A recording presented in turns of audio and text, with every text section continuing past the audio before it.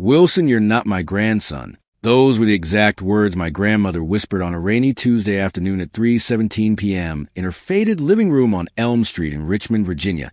I remember the creak of the old oak floorboards, the smell of her lavender perfume mixed with the lingering aroma of her morning pancakes that she had made for me every Sunday since I was 5 years old. I froze mid-step with my hands, still gripping the edge of the kitchen counter, my heart pounding so loud it felt like the old grandfather clock in the corner was mocking me. I had spent 13 years thinking she was my mom, 13 years of birthdays, celebrated together 13 Christmases, opening presents under that tiny fake pine tree with the blinking multicolor lights that never worked properly. I had saved every allowance dollar meticulously from $2.50 at age 7 to $45.63 at age 13 to buy her the ceramic bird figurine she loved from the corner gift shop on Main Street. She had praised me for being thoughtful and generous. I had mowed the lawn every Saturday morning from 8:15 a.m. to 10:45 a.m. through snow and rain because she said she liked it neat and tidy. I had washed her car by hand on the driveway at 1721 Elm Street every Saturday afternoon with sponges and buckets filled with warm water that smelled faintly of lemon soap.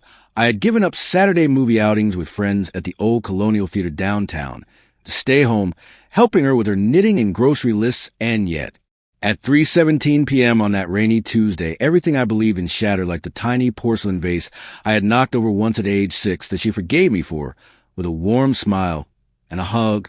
She said it calmly, almost as if she had rehearsed the words over and over, "Wilson, you're not my grandson." And I felt a wave of confusion, embarrassment, and raw betrayal flooding me at once. I could hear the rain hitting the windows in staccato rhythm, echoing the chaotic beat of my chest. I wanted to scream, but my voice was gone. I wanted to run, but my legs felt cemented to the floor. I wanted answers, but all I got was a slight shrug and a sip of her tea, as if nothing extraordinary had happened. I remember the beige curtains swaying in the breeze of the cracked window and the faint hum of the old refrigerator in the background. It was absurdly normal in contrast to the earth-shattering revelation I had just received. She continued, "I should have told you sooner, but it wasn't the right time." I felt my knees buckle and the ceramic tile dug painfully into my palms as I sat down on the cold floor, tears blurring my vision. I could still see the chipped edges of the plate she had used for lunch earlier that day with scrambled eggs and bacon. She had never liked to eat breakfast alone. I remembered all the Sunday mornings she had woken me up with a gentle tap on the shoulder and a smile that now felt like a mask. I thought about my friends from Jefferson High School in Richmond and how proud I had been, showing them pictures of my mom. At the school talent show, she had clapped the loudest every time I sang, even though my voice cracked every single time, and now none of it made sense in 15 minutes. Everything I knew about my life would be questioned forever. I felt a mix of anger, confusion, nostalgia, and disbelief that made my stomach churn and my hands tremble. I thought about the $21,763.84 I had saved from odd jobs over 3 years to help pay for her old car's repairs, and how every night I had prayed for her health and happiness, and yet it seemed all invisible, meaningless, erased in the blink of a cruel revelation. I heard a faint knock on the front door from Mrs. Keller, our neighbor across the street, and for a split second I imagined telling her everything, but my mouth went dry. I realized that if I spoke even a word, it might shatter this fragile calm even further. She would probably tell me to calm down or tell me it was nothing, and I wasn't ready to hear anyone else's opinion yet. I could feel the presence of her old tabby cat, whiskers rubbing against my legs, purring obliviously, and I envied its innocence at that moment. I glanced at the wall clock. 3:22 p.m. 5 minutes had passed since she had dropped the words like a bomb in my life, and already my mind was racing with questions. Who were my real parents? Why had she lied? Why hadn't anyone told me? And more importantly, how could I possibly face the world from this point forward? I remembered vividly the lavender scent of her perfume from years ago, the sound of her voice singing, "You Are My Sunshine," on rainy nights, and the way she used to braid my hair before school, and how all those tender moments were now tainted by uncertainty. I wanted to understand. I wanted to forgive. I wanted to crawl into a corner and hide forever. But the seed of determination was quietly planting itself in my chest like a tiny ember waiting to ignite. I remember my friend Jake from college telling me once, when life hits you with betrayal, just breathe and plan your next move carefully. I didn't know it then, but those words would become my mantra in the next chapters of my life. So I looked at her eyes, and despite the storm of emotions, I whispered softly, almost to myself, I need to know everything. And in that moment, the journey of uncovering the truth of my family, the journey of confronting lies and secrets that had lasted 13 long years. And if you have ever experienced betrayal from someone you trusted with, all your heart, share your story in the comments below, because what I am about to tell you will shock you even more. And I promise by the end you will understand how one revelation can change your life forever. I grew up in a small brick house on Maple Avenue in Richmond, Virginia, a cozy 2-bedroom with faded yellow wallpaper and a front porch that creaked every time you stepped on it. I remember the smell of fresh baked bread wafting from the kitchen every morning, and the sound of her humming old 1970s songs from the radio while she scrubbed the counters. I was 8 years old when I first realized that she was my entire world. She woke me up at 6:45 a.m. every weekday with a plate of pancakes shaped like little animals and a glass of orange juice. I would sit at the worn wooden kitchen table, counting the syrup drips with fascination as she smiled at me in her usual calm way. Eat up, Wilson, breakfast is the most important meal of the day, she would say with a wink. And even though I had cereal at school with my friends, I always waited for her pancakes on Saturday mornings. I remember vividly my school shoes lying neatly by the door, polished to a shine by her every Friday evening, and the smell of her floral hand soap lingering on my hands. After she had washed them, I spent hours with her helping around the house. She taught me to fold the laundry with precision, so that every towel had a crisp edge and a dust of furniture until the polish gleamed in the afternoon sun coming to the living room windows. I remember one particular Thursday in October 1999. I had earned $3.75 from delivering newspapers, and I ran home to show her the coin. She smiled and handed me a glass of lemonade. She said, "You worked hard today. I am proud of you." And I felt an overwhelming warmth in my chest. I had saved every dollar I earned from those papers from age 7 to age 12, amounting to $187.62. And I had spent countless Saturdays helping neighbors with gardening or walking their dogs just to earn a few extra cents, so I could buy her gifts for holidays. I remember the first gift I gave her was a ceramic vase from Main Street's thrift shop. It had a tiny chip on the edge, but she hugged me and said, "It's perfect, Wilson. It's exactly what I wanted." She never cared about the imperfection, only the thought behind it, and those small moments piled up to form a foundation of love and trust in my heart. I remember when I was 9, we went on a trip to Virginia Beach the summer of 2000. She rented a small blue Volkswagen Beetle and drove us down the coastal highway. We listened to the Beach Boys on cassette and sang along loudly with our hair whipping in the wind. She bought me a miniature lighthouse figurine at a souvenir shop on Atlantic Avenue and said, "This is for our memories, Wilson." So we never forget. I kept that lighthouse on my dresser until last year. Every time I looked at it, I could feel the warmth of those mornings and the gentle tug of her hands as she held mine.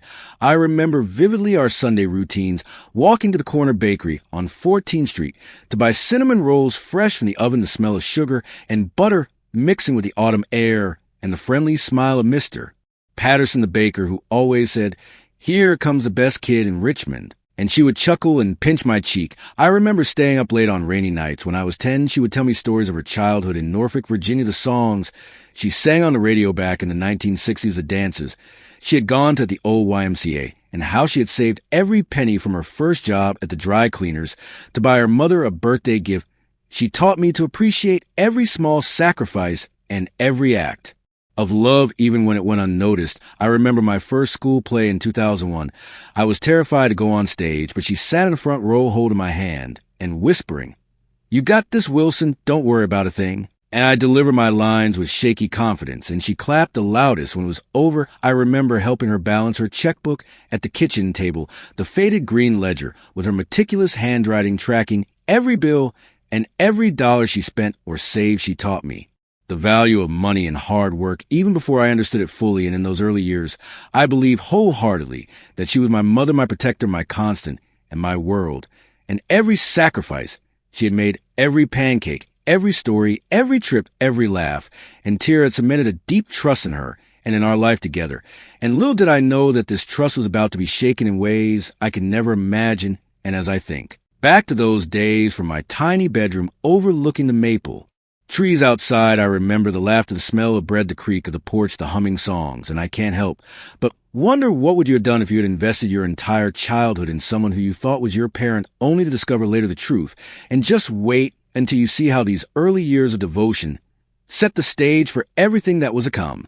By the time I turned 12, I had spent 3 full years helping my grandmother manage everything from grocery lists to household repairs. We lived in that old brick house on Maple Avenue in Richmond, Virginia, and every creak in the floorboards, every squeak of the front porch had become familiar to me. I had memorized the exact pitch of the wind chimes. She hung by the window in the summer of 2001, and I knew the smell of her lemon, soap mixed with the faint hint of tobacco from the neighbor's porch. Across the street, I remember saving $1,025.47 from my paper route over those 3 years, and using every cent to buy gifts for her birthdays, Christmases, and even small unannounced surprises like a box of chocolates from the downtown candy store on Main Street.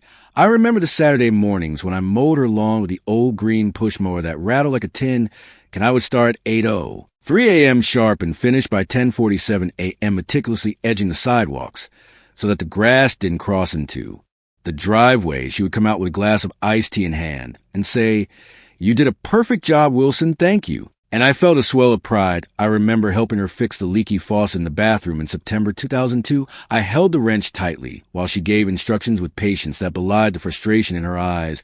She taught me to tighten the screws just so the water wouldn't drip at 3:22 p.m.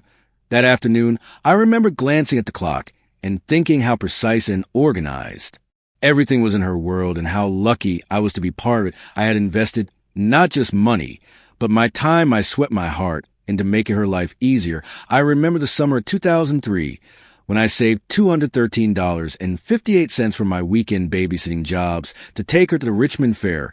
She had always loved the Ferris wheel, so I bought us tickets. I remember the squeal of the children on the rides, the smell of popcorn and cotton candy in the air, the sun reflecting off the metal of the rides, and her laugh that day when I accidentally spilled her lemonade on my shirt. She didn't scold me, she just chuckled and said, "Wilson, you always find a way to make life interesting." Those small moments built a fortress of love and trust between us. I remember the evenings when we would sit on the front porch after dinner. She would tell me about her days working at the Norfolk Dry Cleaners back in the late 1960s, how she saved every penny she earned to buy a new dress for her mother's birthday, how she endured long hours and strict bosses without complaint. I listened with wide eyes, imagining the world she had lived in and feeling proud that I was the one she trusted to carry on her legacy. I remember the afternoons when I helped her organize the old photo album stacked in the living room. I touched the yellow pages and the faded photographs of her younger self in bell-bottom jeans, dancing at the YMCA or posing with friends at the 1974 Virginia Beach Parade. I asked questions about each face, each smile, and she answered patiently, always highlighting kindness, courage, and resilience. And I stored those lessons in my young mind. I remember the night of my 13th birthday in 2004. She gave me a small box wrapped in blue paper with tiny gold stars. I opened it to find a vintage pocket watch engraved with my initials. I remember feeling my chest tighten and saying, "Grandma, this is too much." And she replied, "Wilson, it's never too much when it comes from love." And I remember thinking that love was everything, and I would do anything for her. I remember saving my allowance in the summer of 2004, $47.36 to buy her a new cookbook from the downtown bookstore. She loved cooking new recipes and trying flavors from the 1960s and 1970s. I would watch her eyes light up when she flipped through the pages and said, "Wilson, you always think of me." I remember the Saturday afternoons when I helped her clean the garage from 1:15 p.m. to 4:30 p.m. Every item had to be sorted, dusted, and organized. I learned patience, endurance, and the satisfaction of small accomplishments. Those were my formative years. Every act of service, every sacrifice I made, every penny saved was a thread in the tapestry of trust one wove with her. And yet the first hints of disrespect had started to surface, little comments here, and they're like, "You're too young to understand," or "Just leave it to me, Wilson." I had shrugged them off, thinking she knew best. I had justified them, believing it was normal for someone older to make the rules, and still I had continued to invest my heart and soul in her happiness, never imagining that one day the entire foundation of trust would crumble under a revelation so shocking that would make every pancake, every Saturday lawn mow, every Ferris will ride suddenly feel like a lie. And just wait until you see how these first cracks would grow into a wall of humiliation that would test every ounce of my patience and resilience. It started slowly at first, little comments that felt harmless, but stung like tiny needles. I remember one Tuesday in March 2005, I had spent the whole morning helping her reorganize the kitchen cabinets from 9:05 a.m.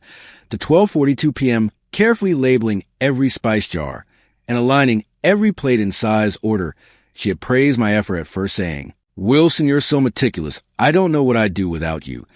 But by 12:45 p.m., she suddenly snapped while I was putting the last box of pasta on the top. "Shelf, why do you always have to touch everything, you clumsy fool?" Her voice sharp and cutting like broken glass.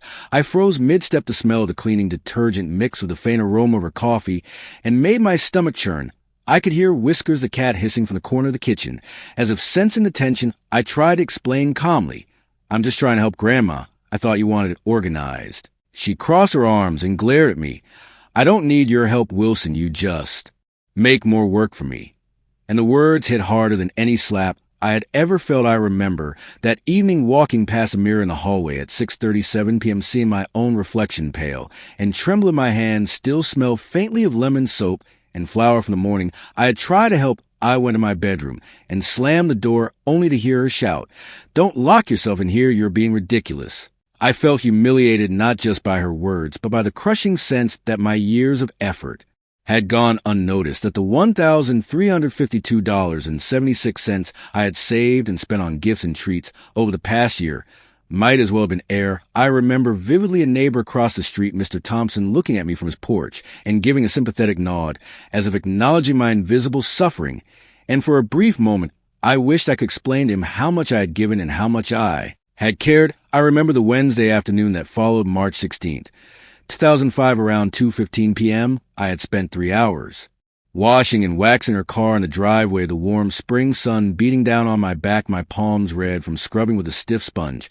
I had dried it meticulously with soft towels, so that the paint gleamed in the light. She came outside with a critical look and said, "You missed a spot, Wilson. Can't you do anything right?" And I froze. The bucket of soapy water trembled in my hands. I felt my chest tighten, my stomach twist, and all the pride I had felt evaporated instantly. I wanted to scream, "I've done this every Saturday for 3 months straight."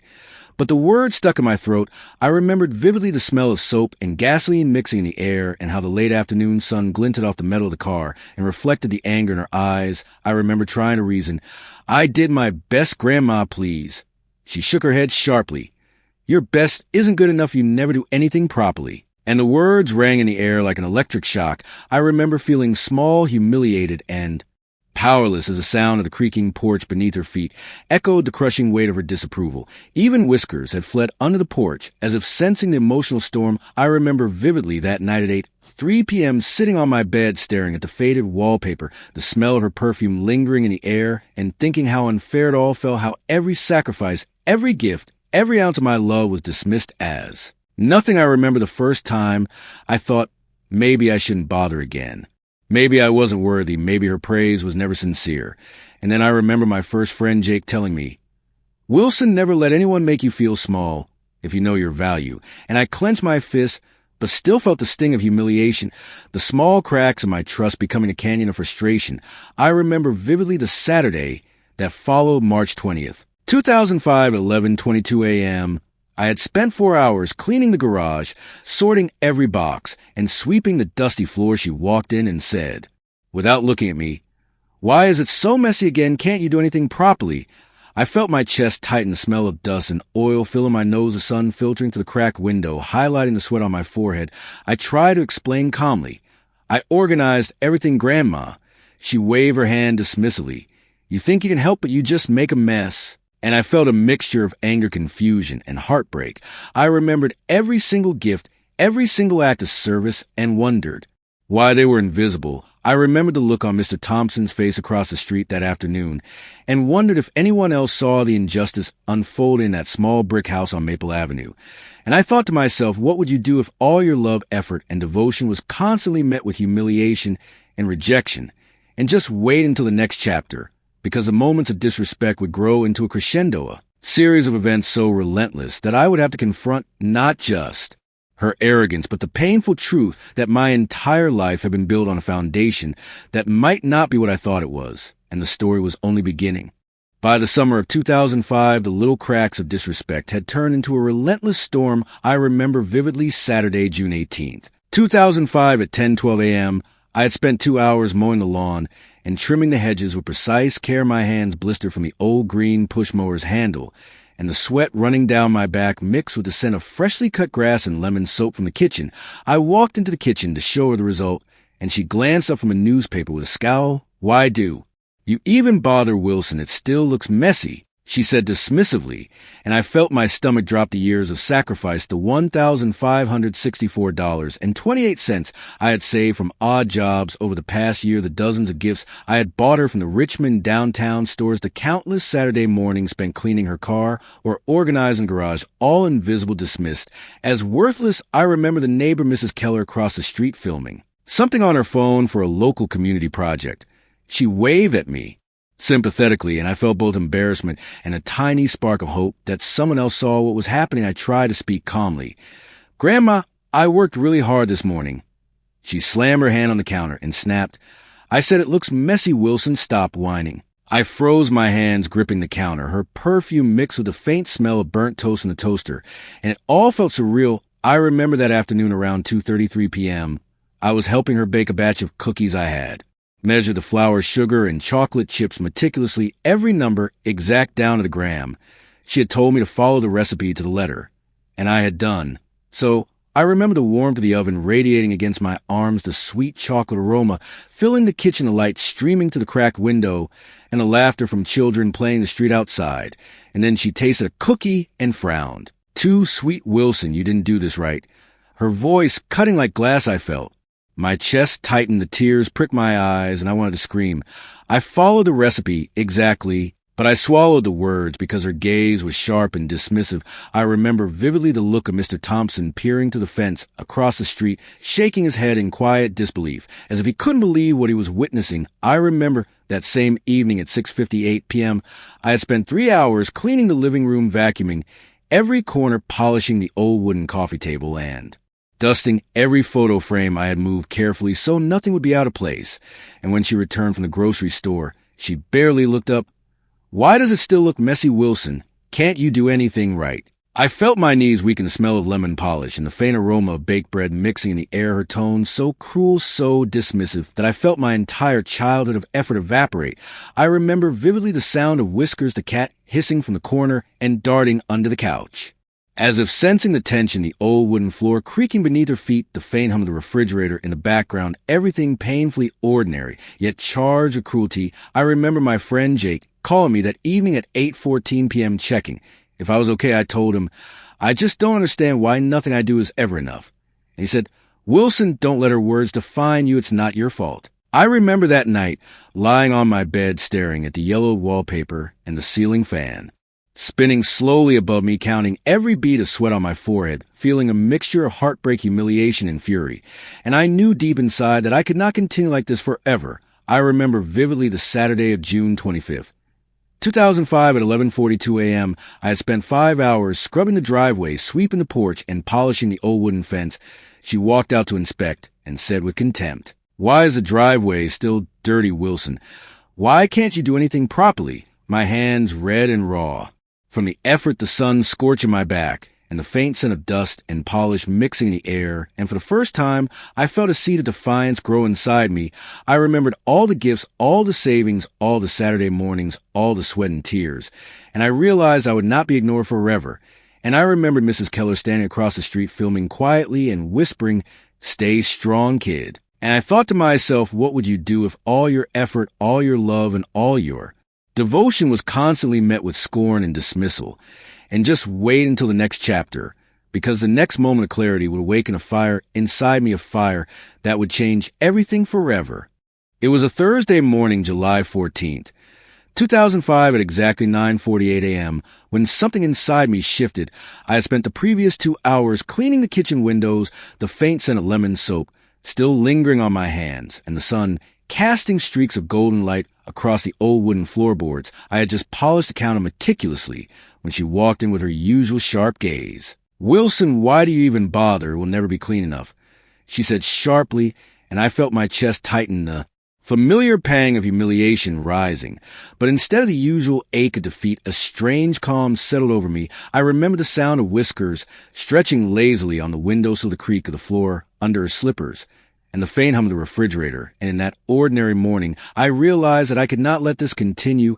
I remembered every pancake. I had flipped every lawn. I had mowed every dollar I had saved and every cookie I had baked. And for the first time, the thought struck me that I had valued, that my effort mattered, and that her words did not define who I was. I took a deep breath, feeling the warm sun on my face, the scent of lemon polish mixing with the faint aroma of baked bread from earlier, and I straightened my back, my shoulders, lifted my gaze, met hers. Without flinching, "Grandma, I've had enough of being dismissed," I said softly but firmly, and the words felt heavy with a new kind of power.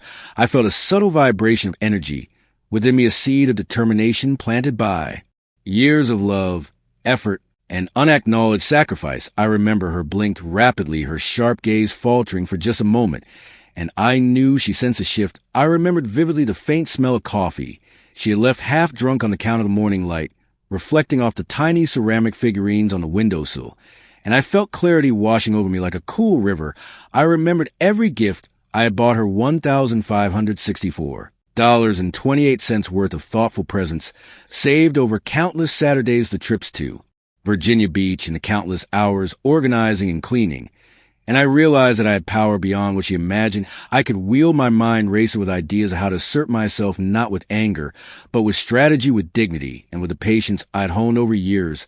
I remember walking to my bedroom at 10:07 a.m. and closing the door softly behind me, the faint creak echoing to the hallway. Like a signal of change, I opened my old green ledger where I had tracked my savings and plans since age 7, and I started listing quietly every resource. I had every plan I could enact, every small advantage I had cultivated over years of dedication. I felt a rush of excitement, the faint scent of pencil shavings filling the air, and I realized this was a first step in reclaiming my dignity, in asserting my truth. I remembered Mrs. Keller across the street glancing my way, as if sensing the shift in my aura, and I thought about all the neighbors who had quietly observed my struggles and how their witness could matter. I remembered vividly the Saturday morning spent baking cookies and mowing lawns, and realized that the very things she had dismissed were the same things that had built a foundation of resilience and ingenuity inside me, and I felt a flicker of pride in the midst of humiliation. I remember my friend Jake telling me once, "When life pushes you down, the only way up is through calm strategy and knowing your worth." And I repeated it softly to myself as if it were a mantra. And I realized that this was my awakening, my first conscious decision to no longer accept humiliation passively. I looked at the clock. 10:43 a.m. 5 minutes had passed since I declared my stand, and I felt a subtle but tangible shift in my posture, my breathing steadier, my mind sharper. And I knew that the next steps would require patient observation and the careful orchestration of every resource I had cultivated over 13 years, and just wait until the next chapter, because in that moment of clarity, the plan began to form, the strategy to reclaim dignity, to expose the truth, and to turn the tides of humiliation into a path of empowerment was quietly taking shape in my mind, and every moment of effort from my childhood was suddenly a tool waiting to be used. It was the evening of Friday, July 22nd, 2005, at exactly 7:36 p.m. when I made a conscious decision to stop being a passive participant in my own humiliation. I had spent the day organizing the old family photo albums from the living room shelf, the faint scent of old paper and dust mingling with her lingering lavender perfume. I had traced my fingers over the edges of photographs from the late 1960s, the yellowed newspaper, clippings from the Richmond Times-Dispatch tucked between pages, and the faded ticket stubs from Virginia Beach trips, all evidence of a life I had devoted myself to understanding and preserving. I remember hearing the creak of the front porch under her slippers and the faint clatter of dishes from the kitchen, and instead of flinching, I straightened my back and took a deep breath. I remembered every Saturday morning spent mowing the lawn, every cookie baked from scratch, every dollar saved totaling $1,764.35 over the past 2 years alone, every small act of care meticulously noted in my mind, and I realized that all of it had built a foundation of resourcefulness, patience, and quiet strength I had never acknowledged fully before I walked to my bedroom at 8:02 p.m. and pulled out the ledger where I had documented every gift, every chore, every cent I had saved and allocated, my eyes scanning the pages. As if reading a map of my own capabilities, I felt the first flickers of strategy, forming like a chessboard in my mind, each piece of resource, each act of potential. Move, I remembered Mrs. Keller across the street, glancing in my direction, as if sensing the shift in my energy, and I felt a subtle surge of confidence, knowing someone had seen my endurance. I remembered vividly the smell of lemon soap on my hands and the faint aroma of baked bread from the morning, and I realized that those scents were not just memories, but markers of persistence and care that I could now wield not with anger, but with deliberate intent. I remembered the look in her eyes when I had last spoken up calmly. Grandma, I've had enough of being dismissed.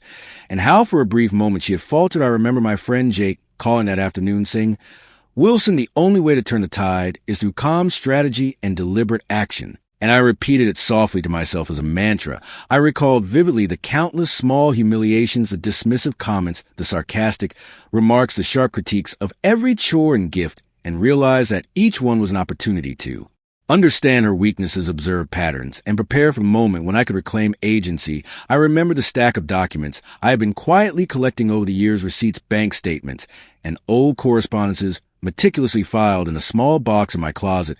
I opened it slowly, the faint scent of old paper filling the room, and I realized that the evidence of my diligence could become a key to asserting truth. And reclaiming respect, I took a deep breath, the warm July evening air brushing against my face, the faint hum of crickets outside, and I felt a quiet calm envelop me, a contrast to the chaos of humiliation I had endured. I remembered the Saturday afternoon spent helping her organize the garage, the smell of oil and dust mixing with the warmth of the sun, and realized that my years of service had not been wasted. They had forged endurance, discipline, and ingenuity. I closed my eyes and pictured the steps ahead, observing every reaction, planning every move, noting every weakness in her dismissive behavior, the first hints of power I had never exercised now ready to emerge. I felt the subtle thrill of control, a sense of agency for the first time in years, and I knew the decision was solidified. I would no longer allow humiliation to define my existence. I would act with patience, precision, and dignity. I would reclaim respect on my own terms and just wait until the next chapter, because the first signs of transformation were about to surface, the first moves of strategy, the subtle assertion of hidden power, the quiet demonstration of capability and resilience that would start turning the tables and rewriting the story of my life were now in motion. And every Saturday pancake, every coin saved, every gesture of devotion would suddenly become a tool in the careful orchestration of my next moves.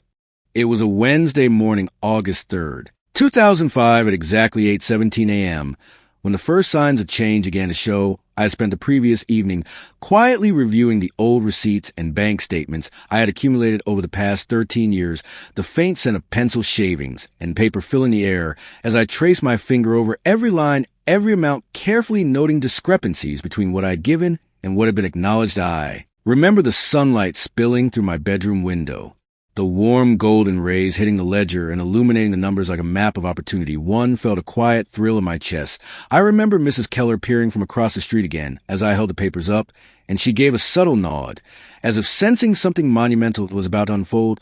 I had started making subtle changes in my behavior, a small adjustment. Here a calm refusal, their testing reactions while maintaining politeness and dignity. I remember vividly Thursday, August 4th, 2005 at 10:23 a.m., I was helping her sort the laundry. As usual, the faint scent of lemon soap mixed with the soft fabric smell of freshly washed towels, and she glanced at me mid-task. "Wilson, why do you always put the darts where the lights?" she asked with her usual sharp tone. I paused, deliberately folding a towel slowly, and looked up calmly. "I thought it might prevent color fading, Grandma, but I'll separate them next time if you prefer." And the look of surprise on her face was unmistakable. She hadn't expected a reasoned response. I felt a subtle surge of confidence in that moment, the first flicker of empowerment I had cultivated silently over years. I remember vividly the next day, Friday, August 5th, 2005 at 9:11 a.m., walking down Maple Avenue to meet her for our morning errands, the faint smell of cut grass and warm asphalt filling the air. I had already planned the order of tasks meticulously based on what I had observed about her reactions in the past. I remember handing her the grocery list calmly, and she glanced at it sharply. "Why did you organize it this way?" I said softly. I thought this sequence would save time and prevent unnecessary trips back and forth. And for the first time, she paused, her sharp tone faltering for a fraction of a second. I felt the quiet power of observation and preparation working in my favor. I remember the Saturday afternoon, August 6, 2005 at 2:37 p.m. when I presented her with a carefully documented record of our shared expenses, the faint smell of ink and paper filling the air, the sun casting long shadows across the living room floor. I laid the documents on the table. Slowly, her gaze flicked over them. She picked up the oldest receipt from the downtown Richmond candy store, where I had bought her chocolates for Christmas 2002, and blinked. "Where did you get this?" she asked, voice wavering slightly. I said calmly, "It's from my records, Grandma. Everything has been documented." And I noticed her usual composure, faltering. I remember vividly the subtle shift in the room, the faint hum of the refrigerator, in the background the sound of whiskers padding softly across the floor, and the air thickening with tension. As she processed the evidence, she muttered under her breath, I didn't realize, and I could see the faint flicker of realization in her eyes, that the power dynamic was subtly shifting. I remembered vividly my friend Jake's words echoing in my mind. Strategy, patience, and observation turned the tide. And I felt to manifest in real time the first tangible signs that the years of quiet endurance, careful observation, and preparation were beginning to yield results. I remember seeing Mr. Thompson across the street, nodding quietly as if acknowledging the subtle but undeniable change. I felt a mix of satisfaction and anticipation, knowing this was only the beginning, and just wait until the next chapter, because the confirmation of power, the full realization of authority, and a complete disruption of the old dynamic were about to unfold in ways that would leave everyone who had doubted me shocked, and the story that had once been built on humiliation and dismissal would start to transform into one of respect, strategy, and undeniable empowerment. It was the morning of Monday, August 15th, 2005 at exactly 9:03 a.m. when the full weight of my preparation and strategy came to fruition. I had spent the previous week quietly gathering evidence, every receipt, every saved dollar, every act of care meticulously documented, from grocery trips to birthdays to Saturdays spent mowing lawns and baking cookies, the faint scent of ink and paper filling my room. As I compiled all, I remember the sunlight streaming through my window, highlighting each line item. Like a roadmap to justice, I walked into the kitchen, holding the stack of documents, calmly, the smell of lemon soap and freshly baked bread lingering from the previous night. And she looked up from her newspaper with a frown. "What's that, Wilson?" she asked sharply, and I felt the surge of quiet confidence I had cultivated over months. I placed the documents carefully on the table in front of her. "Grandma, this is everything I've done for you over the past 13 years. I said softly but firmly. Her eyes widened slightly. She picked up the first receipt from the downtown Richmond candy store, dated December 2002, and her hands trembled. I didn't realize," she whispered in the sharp tone of arrogance she had wielded for years, faltered completely. I remembered vividly the faint hum of the refrigerator, in the background the creak of the wooden floorboards beneath her feet, and the subtle purr of whiskers at my side. As witnesses to the unfolding transformation, I continued calmly. "Every gift, every chore, every cent saved is documented, Grandma, and the pattern is clear." She sank into the chair. Her usual composure shattered her hands, clutching the edge of the table, the air thick with tension and revelation. I noticed Mrs. Keller across the street, filming discreetly, her eyes wide, as if capturing history. I continued, voice steady. "I've been dismissed, humiliated, and undervalued for years, but the evidence shows the truth." She looked at me with a mixture of shock, guilt, and all her usual dismissive words completely absent. I remember the faint aroma of coffee she had left on the counter, mixing with the subtle scent of old paper. And ink in my hand, the ordinary room transformed into a stage where the balance of power had shifted irrevocably. I watched as she picked up more documents, receipts from the Richmond Fair tickets, from Virginia Beach trips, the handwritten notes from birthdays, Christmases, and every Saturday morning chore meticulously recorded. I saw her lips part slightly as the weight of realization hit her fully. "Wilson, I didn't know how much," she stammered, unable to finish the sentence. I felt the first waves of validation coursing through me, the quiet empowerment I had cultivated over months, crystallizing into undeniable authority. I remembered Jake's words echoing in my mind, patience, strategy, observation. And I saw them manifest in real time, the old dynamic of dismissal and humiliation completely reversed. I remember the Saturday afternoons organized in garage, the smell of oil and dust mixing with sunlight, Every act I performed now transforming into evidence of resilience and capability.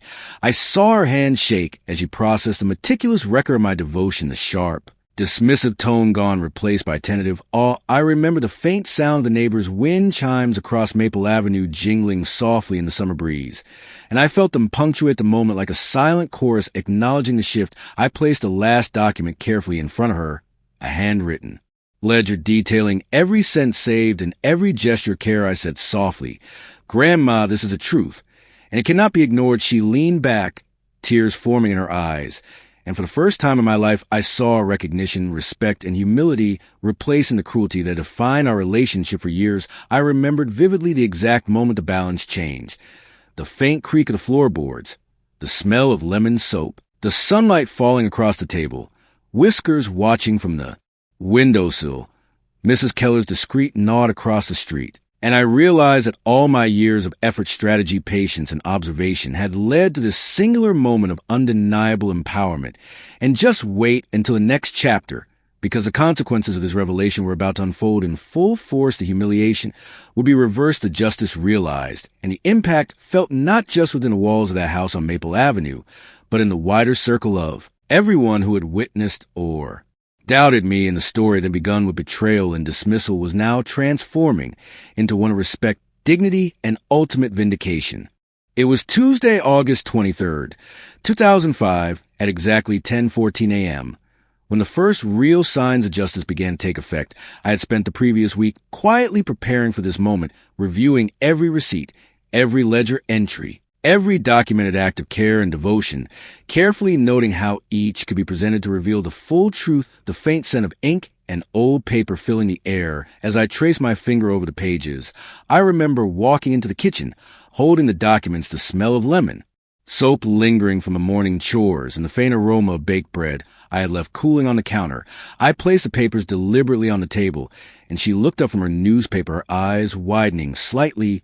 "Wilson, what's all this?" she asked, voice faltering. I felt the surge of calm control I had cultivated over months, and said softly, "Grandma, this is everything I've done for you over the past 13 years, every act of service, every gift, every cent saved, documented clearly." She glanced down at the first receipt, the candy shop in Richmond, dated December 2002, and gasped softly. I noticed a subtle shift in her posture, the usual arrogance. Faltering, I remember vividly the faint creak of the floorboards beneath her feet, the sunlight streaming through the window, highlighting each page of the ledger, and the soft purr of Whiskers on the windowsill, the air thick with tension. An undeniable revelation. I continued calmly, "All of this has been overlooked, dismissed, and undervalued. But the pattern is clear now, and the consequences are in motion." She shook her head. I didn't realize, Wilson." And the usual dismissive tone was completely gone. I remember the neighbor, Mrs. Keller, across the street, quietly filming the scene, nodding subtly, as if acknowledging the moment of justice unfolding. The first punishment came immediately in the form of accountability. She could not ignore the evidence, each documented act a mirror, reflecting her years of dismissal or frown, replaced by quiet recognition and tentative respect. I remember vividly the faint aroma of ink and lemon soap, the sunlight reflecting off the polished table, the softening of the refrigerator in the background, and the subtle clatter of dishes. As she processed a truth, the old dynamic of power, completely shifting in the span of minutes, I continued, voice steady, "Grandma, the time for ignoring and dismissing is over now. The truth is visible to everyone who witnesses it." She sank slightly into her chair, lips parted, hands trembling, and I could see the first signs of remorse and recognition. I remember the Saturday morning, August 27th, 2005, at 9:42 a.m., when I shared the documented evidence with another family member, Aunt Margaret, who had been quietly observing the pattern for years. She gasped softly, eyes wide, "Wilson, I had no idea how much you've done."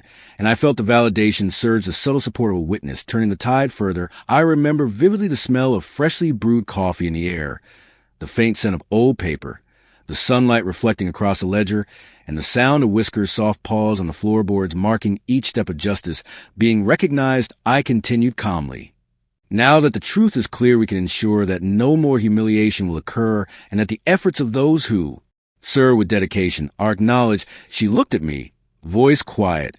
I understand now, Wilson.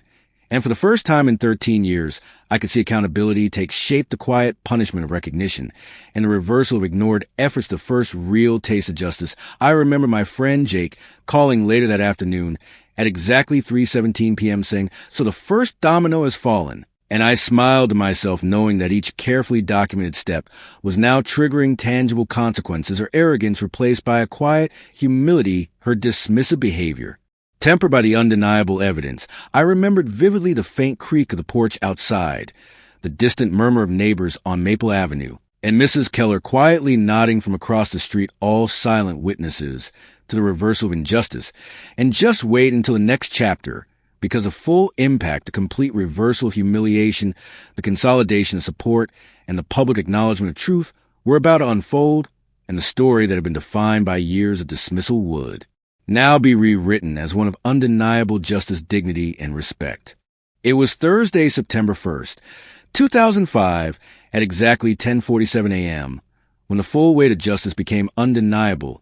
I had spent the previous week preparing the final pieces of evidence, meticulously reviewing every ledger, receipt, and photographed the faint scent of ink and old paper mixing with the morning aroma of freshly brewed coffee filling the air. As I traced each documented act of care and service, I walked into the kitchen, holding the complete record of 13 years of dedication, the sun streaming through the window, highlighting each page like a spotlight on the truth. She looked up from her newspaper with her usual sharp gaze and froze.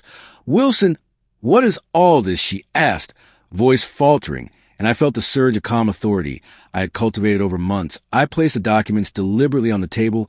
"Grandma, this is everything I've done for you, every gift, every chore, every cent saved, every Saturday morning, every trip, every thoughtful gesture, meticulously documented and witnessed by family and neighbors," I said softly but firmly. Her eyes widened, lips parted, and she sank slightly into her chair, the air thick with tension and the unmistakable recognition of undeniable truth. I remembered vividly the faint creak of the floorboards beneath her feet, the soft purr of whiskers on the windowsill, the hum of the refrigerator, and the sunlight reflecting off the polished table. Capturing the gravity of the moment, I continued, voice steady. "For years I was dismissed, humiliated, undervalued. But now the pattern is visible to everyone, and the consequences are complete." Her hands trembled as she picked up the receipts, letters, and photographs I had compiled. I saw the shock in her eyes, the unmistakable realization of her past arrogance and cruelty, the first complete acknowledgement of wrongdoing. I remembered vividly the Saturday morning, September 3rd, 2005, at 11:12 a.m., when Aunt Margaret, Mrs. Keller, and a few other neighbors quietly gathered on Maple Avenue to witness the presentation of the evidence, their eyes wide, nodding subtly, acknowledging the magnitude of what had been endured and the reversal power, the first full validation of my years of dedication. I remember the faint aroma of ink and lemon soap in the air, the sunlight streaming through the kitchen windows, the soft murmur of neighbors observing and whiskers stretching lazily on the windowsill, all creating an atmosphere where humiliation was transformed into accountability and respect. I continued calmly. "Now that everything is clear, the dismissive behavior is impossible to maintain. The truth is public, and the respect I've earned is undeniable." She looked up, voice quiet. "Wilson, I understand. I see now." And the arrogance that had defined our relationship for over a decade was replaced with humility and acknowledgement. I remembered vividly the precise moment the impact crystallized, a faint creak of the porch outside, the soft rustle of leaves in the summer breeze, Mrs. Keller filming discreetly across the street, the neighbors whispering softly and nodding in support, all silent witnesses to the total reversal of injustice and humiliation, the final domino falling in the chain of recognition and justice. I felt a profound sense of satisfaction and calm empowerment, knowing that the years of patient endurance, meticulous observation, and careful preparation had led to this moment where respect and dignity were fully restored. I remembered vividly the smell of baked bread cooling on the counter from the morning, the faint aroma of ink and paper, the sunlight glinting off polished surfaces, the soft purr of whiskers, and the subtle smiles of neighbors quietly acknowledging the transformation. And just wait until the next chapter, because the final transformation, the lasting reflection, the universal lesson, and the ultimate call to action are about to unfold, and the story that began with betrayal and humiliation will now close with empowerment, dignity, respect, and the undeniable lesson that patience, strategy, and perseverance always triumph. It was Sunday, September 11th, 2005 at exactly 9:22 a.m. when the quiet aftermath of the storm of humiliation and injustice settled into a profound sense of clarity and empowerment. I had spent the previous week reflecting on everything that had transpired, a faint aroma of old paper and ink from my ledgers mixing with the warm scent of freshly brewed coffee filling the room. I sat by the window of the living room on Maple Avenue, the sunlight streaming across the polished table highlighting the documents that had once been tools of silent strategy and now symbols of resilience, dignity, and transformation. I remembered vividly the way Grandma looked at me that morning, her usual sharp tone replaced by tentative respect, the first genuine acknowledgement of my years of effort, and the subtle nod from Mrs. Keller across the street, quietly filming the scene. As a witness to the transformation, I traced my finger over the old photographs, the yellowed newspaper clippings, the faded ticket stubs from trips to Virginia Beach, and the handwritten notes from birthdays and Christmases, and I realized that every single act of service, every Saturday morning chore, every dollar saved, every thoughtful gesture had built a foundation not just of patience and endurance, but of unshakable inner power and strategy. One remembered vividly the faint smell of lemon soap lingering from the morning chores, the gentle hum of the refrigerator in the background, whiskers stretching lazily on the windowsill, and the sunlight reflecting off the polished table, creating an atmosphere of calm triumph. I spoke softly to myself. Wilson, you endured, you observed, you strategized, and now the world has acknowledged your dedication. And I realized that empowerment is not about vengeance or retaliation, but about asserting truth with dignity and patience. I remember my friend Jake calling earlier that week at exactly 3:41 p.m. saying, "You turned years of dismissal into undeniable respect." And I smiled knowing that the lesson was larger than just me. It was universal. I looked at the neighbors quietly observing, nodding subtly, realizing that the story of humiliation transformed into respect was now a lesson in resilience and perseverance for everyone witnessing it. I reflected on the 13 years of life spent serving, caring, giving, and often being ignored or dismissed, and realized that those years had forged not only strategy and patience, but empathy and understanding for human frailty and pride. I remembered vividly the Saturday afternoons baking cookies and mowing lawns, the faint aroma of chocolate and freshly cut grass mixing with sunlight, the precise sound of floorboards creaking under careful steps, and I understood that every ordinary moment had been a training ground for extraordinary transformation. I thought about Grandma looking at me with genuine respect for the first time, the subtle glances of acknowledgement from Aunt Margaret and neighbors, Mrs. Keller's discreet filming, and nodding in support, and realized that the story of my life had shifted from humiliation to dignity and from invisibility to recognition and empowerment. I leaned back in my chair, the sunlight warming my face, whiskers purring softly, the faint scent of coffee and ink around me, and said softly to myself, patience, strategy, observation, dignity, and resilience always win in the end. I looked into the camera as if speaking directly to the viewers and said, if you've ever felt ignored or undervalued, your efforts dismissed, or your dedication overlooked, know that your patience, observation, and strategy will turn the tide. Your persistence will be recognized, your voice will matter, and your truth will shine. And I continued, if this story moved you, share it with someone who needs to hear it.